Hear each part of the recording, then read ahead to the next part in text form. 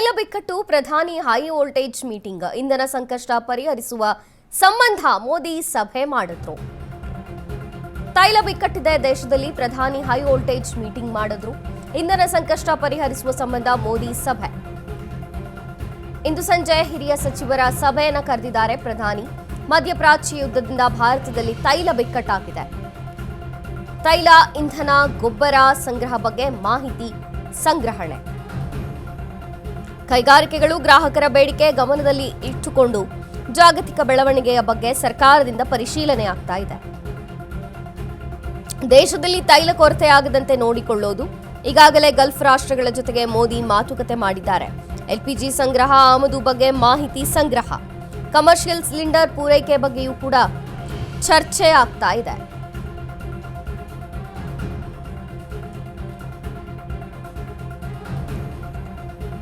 ಯಾವೆಲ್ಲ ದೇಶಗಳಿಂದ ತೈಲವನ್ನು ಖರೀದಿ ಮಾಡಬಹುದು, ತೈಲ ಪೂರೈಕೆ ಸಂಬಂಧ ಯಾವೆಲ್ಲ ಬೇರೆ ಮಾರ್ಗಗಳಿವೆ, ಭಾರತದ ಮುಂದಿರುವಂತಹ ಸವಾಲುಗಳು ಏನು ಅನ್ನೋ ಬಗ್ಗೆ ಇವತ್ತು ಚರ್ಚೆ ಆಗುತ್ತೆ. ಪೆಟ್ರೋಲಿಯಂ ಸಚಿವ ಸೇರಿ ಅಧಿಕಾರಿಗಳು ಭಾಗಿಯಾಗುವಂತಹ ಸಾಧ್ಯತೆ ಇದೆ. ಪ್ರಧಾನಿ ಮೋದಿಯ ಹೈ ವೋಲ್ಟೇಜ್ ಮೀಟಿಂಗ್ ಇದು. ಇಂಧನ ಸಂಕಷ್ಟ ಪರಿಹರಿಸುವ ಸಂಬಂಧ ಮೋದಿ ಸಭೆ ಕರೆದಿದ್ದಾರೆ. ಇವತ್ತು ಸಂಜೆ ಹಿರಿಯ ಸಚಿವರು ಸೇರಿದಂತೆ ಹಿರಿಯ ಅಧಿಕಾರಿಗಳ ಸಭೆಯಾಗುತ್ತೆ. ಪ್ರಧಾನಿ ಮೋದಿ ಸಭೆ ಕರೆದಿರುವಂತಹದ್ದು. ಮಧ್ಯಪ್ರಾಚ್ಯ ಯುದ್ಧದಿಂದ ಭಾರತದಲ್ಲಿ ತೈಲ ಬಿಕ್ಕಟ್ಟು ಉಂಟಾಗಿದೆ. ಇಂಧನ, ತೈಲ, ಗೊಬ್ಬರ ಸಂಗ್ರಹ ಬಗ್ಗೆ ಮಾಹಿತಿ ಸಂಗ್ರಹಣೆ ಮಾಡ್ತಾ ಇದ್ದಾರೆ. ಇನ್ನು ಕೈಗಾರಿಕೆ, ಗ್ರಾಹಕರ ಬೇಡಿಕೆಗಳು ಯಾವ ರೀತಿಯಾಗಿದೆ ಇದೆಲ್ಲವನ್ನ ಗಮನದಲ್ಲಿಟ್ಟುಕೊಂಡು ಜಾಗತಿಕ ಬೆಳವಣಿಗೆಯ ಬಗ್ಗೆ ಸರ್ಕಾರದಿಂದ ಪರಿಶೀಲನೆ ಆಗ್ತಾ ಇದೆ. ದೇಶದಲ್ಲಿ ತೈಲದ ಕೊರತೆ ಆಗಬಾರದು, ಆಗದಂತೆ ನೋಡಿಕೊಳ್ಳಬೇಕು. ಈಗಾಗಲೇ ಗಲ್ಫ್ ರಾಷ್ಟ್ರಗಳ ಜೊತೆಗೆ ಮೋದಿ ಮಾತುಕತೆಯನ್ನು ಮಾಡಿದ್ದಾರೆ. ಎಲ್ಪಿಜಿ ಸಂಗ್ರಹ ಮತ್ತು ಆಮದು ಬಗ್ಗೆ ಮಾಹಿತಿಯನ್ನು ಸಂಗ್ರಹಣೆ ಮಾಡ್ತಾ ಇದ್ದಾರೆ. ಕಮರ್ಷಿಯಲ್ ಸಿಲಿಂಡರ್ ಪೂರೈಕೆಯ ಬಗ್ಗೆಯೂ ಕೂಡ ಇವತ್ತು ಚರ್ಚೆಯಾಗುತ್ತೆ. ಯಾವೆಲ್ಲ ದೇಶಗಳಿಂದ ನಾವು ತೈಲವನ್ನು ಖರೀದಿ ಮಾಡಬಹುದು, ಇನ್ನು ತೈಲ ಪೂರೈಕೆಗೋಸ್ಕರ ಯಾವೆಲ್ಲ ಮಾರ್ಗಗಳಿದೆ ಪರ್ಯಾಯವಾಗಿ, ಅದು ಕೂಡ ಚರ್ಚೆ ಆಗುತ್ತೆ.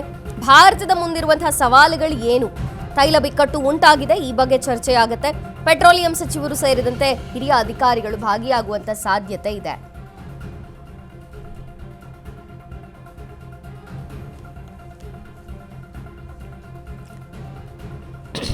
ತೈಲ ಬಿಕ್ಕಟ್ಟು ಭಾರತದಲ್ಲಿ ಉಂಟಾಗಿರುವಂಥದ್ದು. ಪೆಟ್ರೋಲ್ ಮತ್ತು ಡೀಸೆಲ್ ಹೇಗೆ ಪೂರೈಕೆ ಆಗಬೇಕು ಮತ್ತು ಕಚ್ಚಾ ವಸ್ತುಗಳ ಆಮದು ಯಾವ ರೀತಿಯಾಗಿ ಮಾಡಿಕೊಳ್ಳಬೇಕು. ಒಂದು ವೇಳೆ ಭಾರತಕ್ಕೆ ಪೂರೈಕೆ ಆಗ್ತಿರುವಂತಹ ಕಚ್ಚಾ ತೈಲದಲ್ಲಿ ಯುದ್ಧದ ಪರಿಣಾಮದಿಂದ ಬಹುದೊಡ್ಡ ಮಟ್ಟದಲ್ಲಿ ವ್ಯತ್ಯಾಸ ಕಂಡುಬರೋದಾದ್ರೆ, ಈಗ ಆಲ್ರೆಡಿ ನಾವು ಈ ಬಿಕ್ಕಟ್ಟನ್ನು ನೋಡ್ತಾ ಇದ್ದೀವಿ. ಆದರೆ ಮುಂಚಿತವಾಗಿ ಏನೆಲ್ಲ ಕ್ರಮಗಳನ್ನು ತೆಗೆದುಕೊಳ್ಳಬೇಕೋ ಪ್ರಧಾನಿ ಮೋದಿ 2-3 ಬಾರಿ ಆ ದೇಶಗಳೊಡನೆ ಮಾತನಾಡಿಯಾಗಿದೆ. ಮೊನ್ನೆಯಷ್ಟೇ ಇರಾನ್ ದೇಶದ ಅಧ್ಯಕ್ಷರ ಜೊತೆಗೂ ಮೋದಿ ದೂರವಾಣಿಯ ಕರೆಯ ಮೂಲಕ ಸಂವಹನ ನಡೆಸಿದ್ರು. ಇನ್ನು ಭಾರತಕ್ಕೆ ಕೆಲವು ತೈಲ ಹಡಗುಗಳು ಕೂಡ ಬಂತು. ಆದರೆ ಈ ತೈಲ ಬಿಕ್ಕಟ್ಟು ಇದು ಯುದ್ಧದ ಕಾರಣದಿಂದ ಹೀಗೆ ಮುಂದುವರೆದ್ರೆ ಭಾರತ ಯಾವ ರೀತಿಯಾಗಿ ಇದನ್ನು ಎದುರಿಸಬೇಕಾಗುತ್ತೆ, ಇನ್ನು ತೈಲದ ಕೊರತೆ ಆಗದಂತೆ ದೇಶದಲ್ಲಿ ನೋಡಿಕೊಳ್ಳೋದು ಹೇಗೆ.